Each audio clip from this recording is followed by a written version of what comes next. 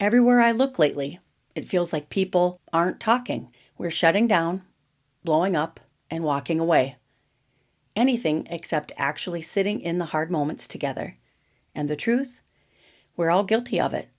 So today, we're slowing down and asking the question, what's going on? Hey, Steffi K, got something to say. Talk that listens, clears the way. Truth on the mic, grounded in change. You sticking with that? Oh yeah, we sticking with that.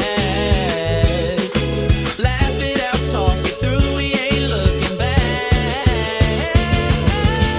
Some chats ain't easy, but we take it slow. Tough stuff, tackle now, watch us glow. You sticking with that? Yeah, we sticking with that.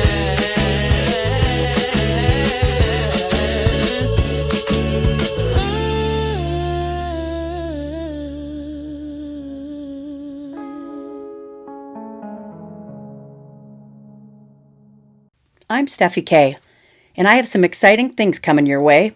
We have some new merch, a powerful devotional style project that I've been building quietly behind the scenes, and an ebook sharing the story of how I naturally lost 100 pounds. All of it is in the works, and you'll hear about it here first. Now, let's jump in. How did we get here? When did things change? When did we stop visiting with the person next to us in the checkout line at the grocery store or the car next to us at the gas station? I would argue that social media and our cell phones obviously have a lot to do with it. Most of us are chasing that dopamine hit that we get from scrolling. It's kind of that brain's feel-good chemical release, and it's a real thing. Between the new notifications we're looking for and the likes, the comments, constant novelty as far as what's presented to us now with algorithms and so forth. Short, fast, entertaining content is what we're looking for, and that unpredictable feeling of what's next. We've all been out to eat and seen entire families on their phones. My family's been guilty of that. In fact, at what point do we all say enough is enough? I'm kind of thinking it's now. When my older two kids were maybe 3 and 4 years old, there was a toddler program or a mom's group where, the moms would go visit for maybe an hour, and then they offered daycare for the kids while that happened. And that was so important to the moms because when you have small children, it's exhausting. And that one little hour break was good.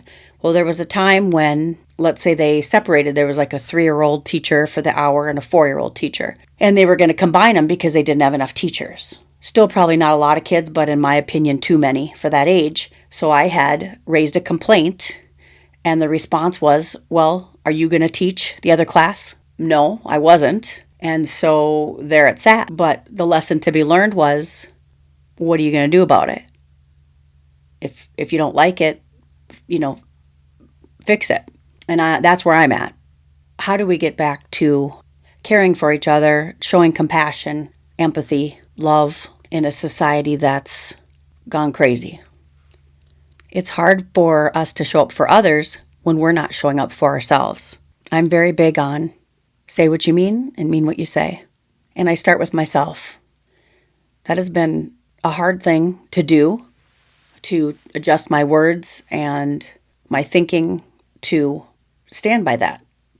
I would say overall I always have. But there are different things that we might say just in normal day-to-day, like, I'm going to show up for you today at 3 o'clock, and then don't. Or, I'll call you, and then you forget to call. When we realize that following through for ourselves is necessary, and taking care of ourselves first is necessary, everything changes. And then we're more in a position to help others and follow through on that end. Let's take a look at why conversations feel different these days. One reason is people are tired of being misunderstood, so they say less to avoid explaining themselves over and over. We've all been there, right? Everyone's carrying more stress than they admit. Isn't that the truth? We all have full plates, it seems, and we're all going through stuff that no one knows about. So for that reason alone, I think it's time that we start showing each other more grace and more kindness on a day-to-day basis. Some of us are quick to cut people off on conversations. You know what I mean? Like, it comes across as rude, and I can say that because I used to do it. But in some cases, maybe the intent isn't always awesome. But I think in most cases, we're just trying to get our response out before we forget it. And it's just coming across as rude. And it is rude. That's what's happening.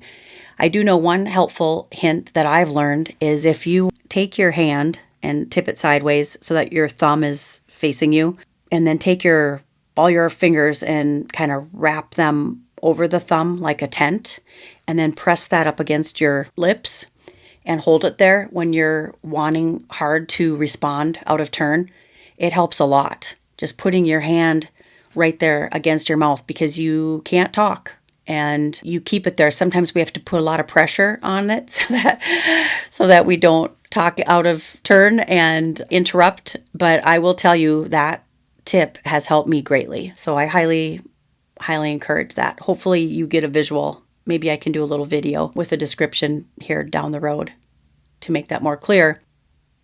People assume that a disagreement equals conflict. Some of us, I think, are in fight or flight mode, mostly fight, because of things that have happened to us over the past years, and we need to work at getting out of that.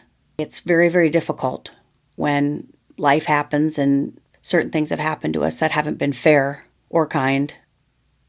And there's that saying that hurt people hurt people. I would like to see us all changing that to hurt people, heal people. Wouldn't that be amazing? A few more reasons that conversations are different these days. People are afraid of saying the wrong thing. We're used to quick digital responses. Getting back to the short attention span that we talked about at the beginning. People think vulnerability makes them look weak. We need to get past that too. Because instead of opening up, they tend to withdraw.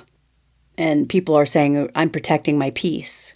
Well, you shouldn't have to.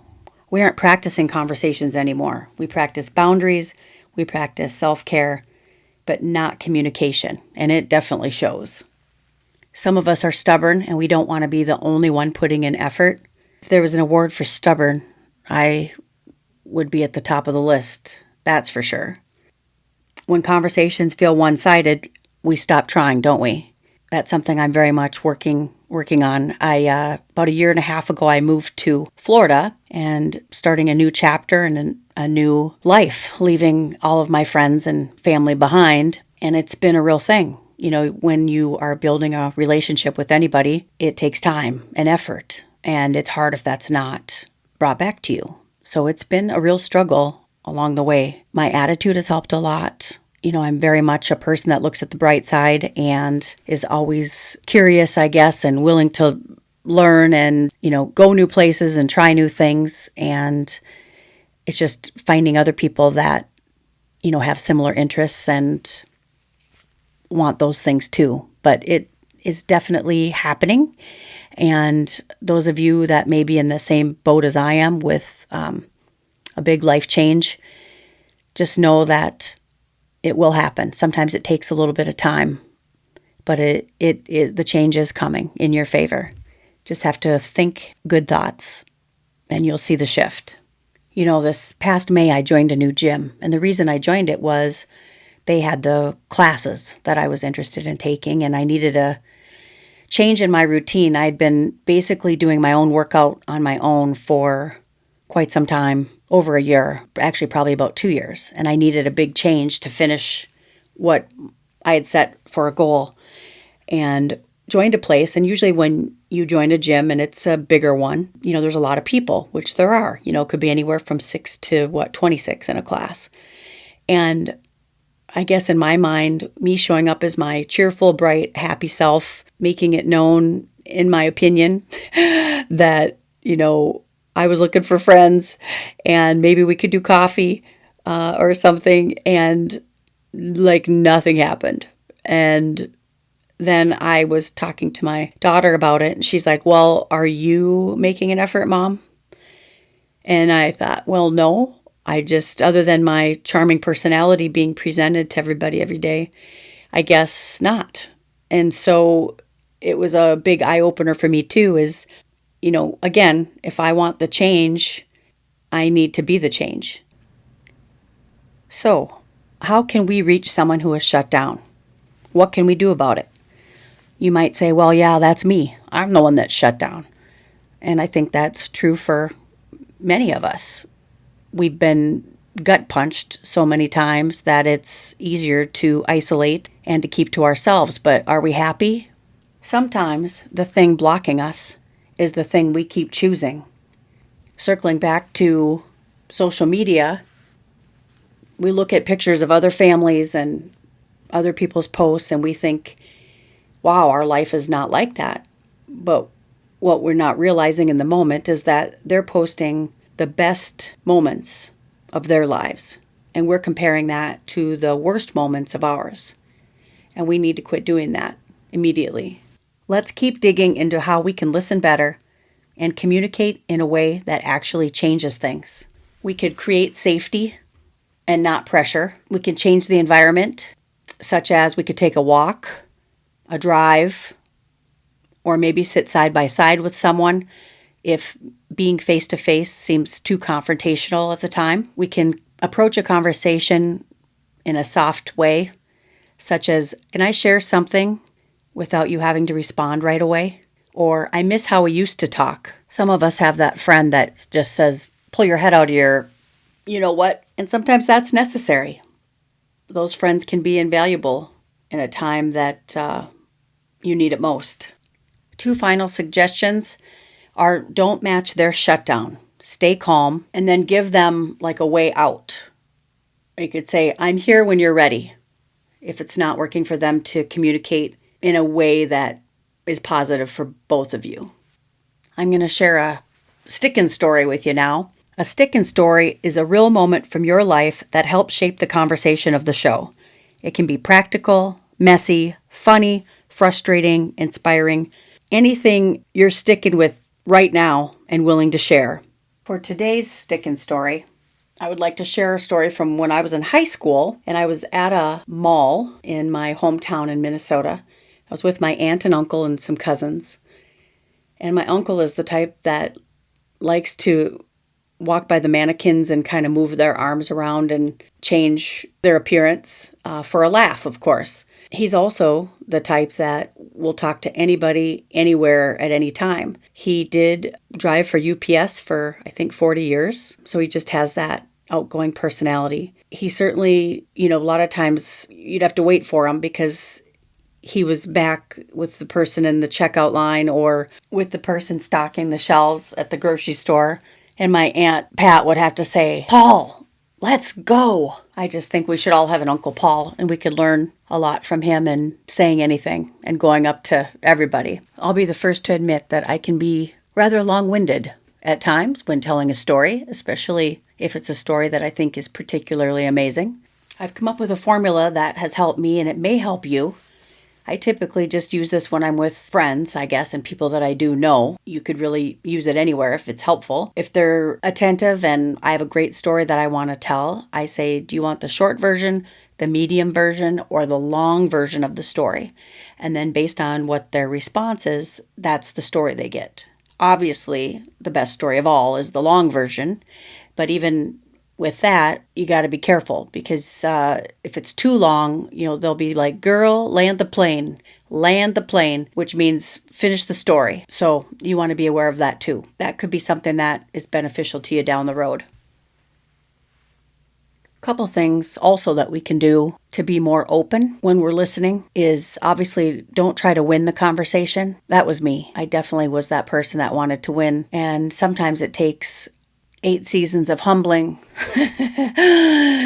to help us to grow and realize that that's really not the point. And that actually you can gain so much from even staying silent in many situations. Something to think about. And then another point would be replace our assumptions with curiosity. For me, I'm just trying to learn as much as I can. I want to know what's true out there, even if it goes against what I thought I knew. We can listen to understand and not react. And the last one here is spread micro kindness.